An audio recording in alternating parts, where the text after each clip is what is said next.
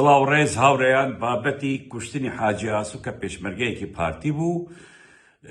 لە زیندانەکانی مەسرور بارزانانی لە هەولێر چۆن کوژرا لە ژێر ئەشکەنجەدا تەواوی زانیاریەکان ئێستا بوتان باز دەکەم. حاجی ئاسو پێشمەرگەیەکی لقی چوار بوو، نزیکەی 30 ساڵە پاسەوان بوو لای ئەندامی کارگێری لقی چواری پارتی بە ناوی حەسەن جەباری. حەسەن جەباری سەرپەرشتی پاراستنی پارتی دەکە لە سلێمانی. هەڵبەت حەسەن جەباری خۆی کاندید کرد بوو پەرلەمانی کوردستان وەک هەموو جارێک کاندیدەکانی پاراستن کە خۆیان کاندید دەکەن بۆ پەرلەمان، حتا پارتیەکانیش دەنگیان پێنادن و هیچیان دەرنەچن. ئەمە دەرەچێت کە پاراستن دەستگایەکی خۆشەویستیە حتا لە ناو پارتیەکانیش. هەڵبەت حاجی ئاسو لێرە مفارقەکە ئەوەیە، حاجی ئاسو سەر بە یەکەی پاسەوانەکانی وەزارەتی ناوخۆیە کەواتە وەک پۆلیسە، بەڵام حکومەتەکەی مەسرور بارزانی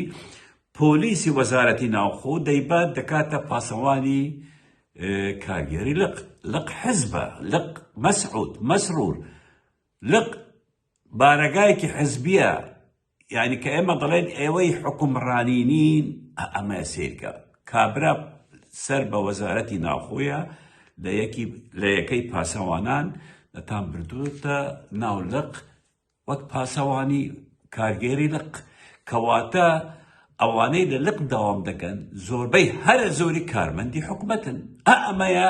حکومڕانی مەسعود بارزانی کوڕەکانی. حکومەت و حزب تێکەڵ دەکات، حکومەت بەشێکە لە حزبەکەی، یعنی هەرچی وەزارەتە ئەبێ بۆ پارتی ئیشکە، پارتی هەمووی ئەبێ بۆ کێ ئیشکە؟ بۆ مەسعود و کوڕەکانی. ئەمەیە بابەتەکە. کاکە ئەم حاجی ئاسوویە حەسەن جەباری تەکلیفی لێ دەکا کە معلومات لەسەر ئەو پارتیانە کۆکەتەوە بە تایبەتی لە فێسبوک و لە ملاوە لە ناوڵقە کە سەر بە خەڵی نێچیرن و کۆمنت بۆ نێچیر دەیادەن و مەدحی نێچیر دەکەن. هەڵبەت حەسەن جەباری نەیزانی کە ئەم کابرا خۆیشی لە دڵی خۆیدا ببرنە دڵی خۆیدا خۆشەویستێکی بۆ نێچیرەیە. هەڵبەت شتێکی زۆر گرنگە هاوڕێیان کە مەسرور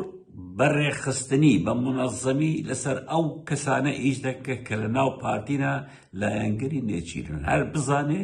کێ لایەنگەری نێچیرە و پۆستێکی هەیە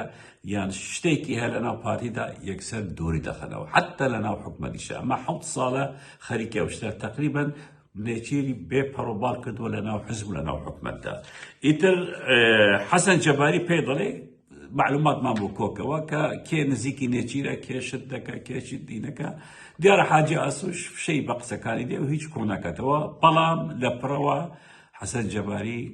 بۆی دیار دەبێ کە پاسەوانەکەی حاجی ئاسو خۆی سەر بە نێچیرە خۆش دەوێ و هەندە بەڵگەی کۆ دەکاتەوە و هەندە کەسی شراپۆتی دەدەنێت کە حاجی ئاسو پاسەوانی توە، بەڵام سەر بە نێچیرە و هەرچی هاتو چوەکانی تو پەیوەندەکانی تو دەیکەتە راپۆرت و بۆ نێچیر دەنێرێ. ئەمە تۆمەتەکە وایە، چەند ڕاستە چەند درۆیە من نازانم. ئیتر حاجی ئاسو راپۆرتێک بەرز دەکاتەوە بۆ پاراستن ئەمر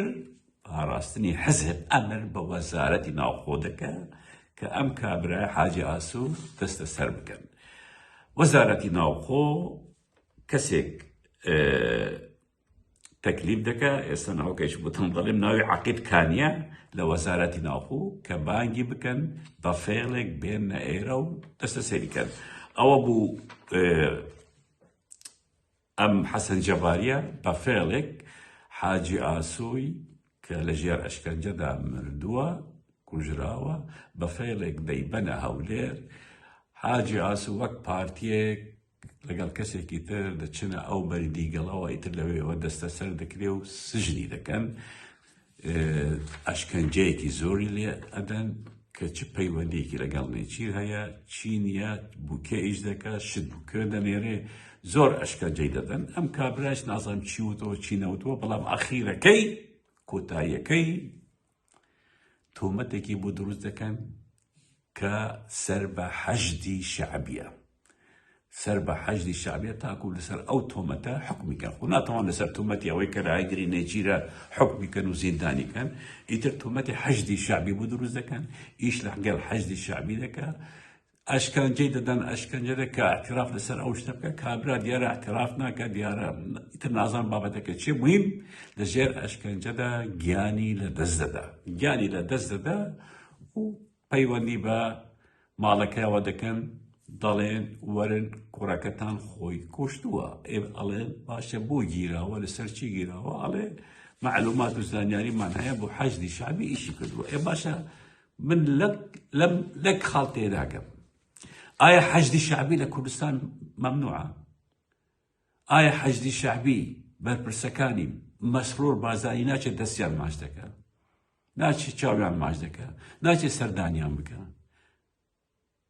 هەرچەندە من دڵنیام ئەم کوڕە هیچ علاقەتی بە حەشدی شعبیەوە نەبووە تەنانەت بابەتی نێچیر بووە بۆیە من لێرە بە هەموو پارتیەکان دەڵێم کاکە ئێوە کە دەبنە پارتی ببنە مەسروری وەیسی و مەسعودی نێچیر لەبیرکە بەخوا ئەتان کوژن بەخوا ئەشکەنجەتان دەدەن ئەمەیە پارتی بوون ئەمەیە ئەبێ ببیە مەسروری هەرچەندە مەسرور کەسێکی مەکروهە کەس خۆشی ناوێت لە ناو حزب کەس تااقەتی نییە بەڵام یان ئەبێ ببیە کویلەی مەسرور یان ئەبێ وەز لە پارتی بێنی نێچیر و مێچیر و کوڕەکەی و ئەملا ئەولا ناخوا لە ناو پارتی لە ناو لای مەسرور ئیتر بابەتی کوشتنی حاجی ئاسوو بەم شێوە بووە 64 ڕۆژ لە زیندان بووە ئەشکەنجەیەکی زۆریان داوە ئیتر لەژێر ئەشکەنجە مردووە ئەمەیە حکومەتەکەی مەسرور بارزانی کوڕی جەیرە و مەسعود ئەمەیە پەروەردەی کوڕە گەورەکەتان ئەمەیە باشە کابرا پۆلیسی وەزارەتی ناوخۆیە چۆن دەیبێدەیکەیە پاسەوانی کارگەری لقێک ئەمەیە تێکەڵکردن ئەمەیە فەوزا ئەمەیە کە کەس قەناعەتی بەم حکومەتەوە نییە بەم حکوڕانیەوە نییە کاکە بە قوربان من بوو بنە ماڵەی حاجی ئاسوو یەک دوو قسە دەکەم کاکە تکا لە نێچیر و مەسعود و قوباد و باڵ نەکەن بڕۆن بکوژی کوڕەکەی ئێوە یەکەم کەس حەسەن جەباریە دووەمیش مەسرور بارزانیە چونکە ئەم شتە بە فەرمانی مەسرور بارزانی دەکرێت تکا و ڕجا لێ نەکەن بە سۆرەی گوشیان ناو نەنێن بڕۆن حەقی خۆتان وەرگرن ئیتر بە چ ڕێگایەکە خۆتان دەزانن لە کوردستان چ ڕێگایەک ئینسان مرۆڤ دەتوانێت مافی خۆی وەرگرێ ئەمەی تر ئەمدا ئەولا هەمووی هیچ شتێک بۆ ئێوە ناکرێت